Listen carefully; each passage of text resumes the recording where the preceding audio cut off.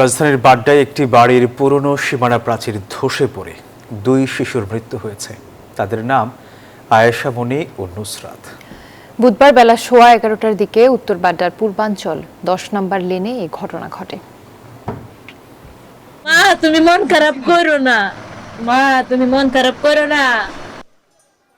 দুপুর 12টা উত্তর বাড্ডার 10 নম্বর লেনের এই সরু গলিতেই খেলছিল শিশু আয়েশা ও মরিয়ম।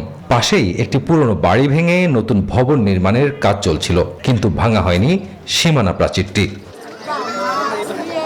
খেলার ছলে শিশুরা দেয়ালটির পাশে যেতেই হঠাৎ তা হুড়মুড়িয়ে ধসে পড়ে তাদের উপর। পথচারীরা দ্রুত তাদের উদ্ধার করে প্রথমে স্থানীয় হাসপাতাল এবং পরে ঢাকা মেডিকেল কলেজ হাসপাতালে নিয়ে গেলে চিকিৎসক দুইজনকেই মৃত ঘোষণা করেন। আজকের যেই নিয়ম, সেই নিয়ম বহির্ভূত গিয়ে তারপরে বাড়ি করছে। আপনি চারদিকে দেখেন, একটা বাড়ির আধা ইঞ্চি জায়গা রাখে নাই ওনারা। 6 তলা ফাউন্ডেশনের বিল্ডিং করবো, এরা 1.5 মাস বইয়া পাইলিং করছে। আমাকে এত বইয়ের ভিতরে ছিল। তত টাকা দিয়ে একটা বিল্ডিং করতে পারে, অত সাধারণ কয়টা টাকার জন্য একটা সেফটি দিতে পারে না। ভবন নির্মাণের অনিয়ম, অসতর্কতা আর অরক্ষিত নির্মাণ কাজের বলি হতে হলো এই দুই নিষ্পাপ শিশুকে, এমনটাই অভিযোগ স্বজন ও স্থানীয়দের। বাইরে কাজ করতেছে আমার মেয়ে আর আরেকটা মেয়ের সাথে, ওরা ওইদিকে যাইতেছে, ওয়াল ভাঙে ওদের উপরে পড়ছে। স্কুল থেকে আসার পরে দেখি কে বাসায় নাই, পরে আমি আর আন্টি মিলে যে খুঁজে আসছি।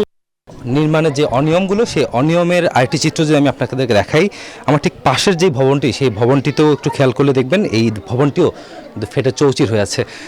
একটি দুর্ঘটনায় 2টি ছোট শিশুর প্রাণ গেলেও আরও কত প্রাণের অপেক্ষায় এই ভবনগুলো দাঁড়িয়ে আছে, সেই প্রশ্ন এখন সংশ্লিষ্টদের কাছে।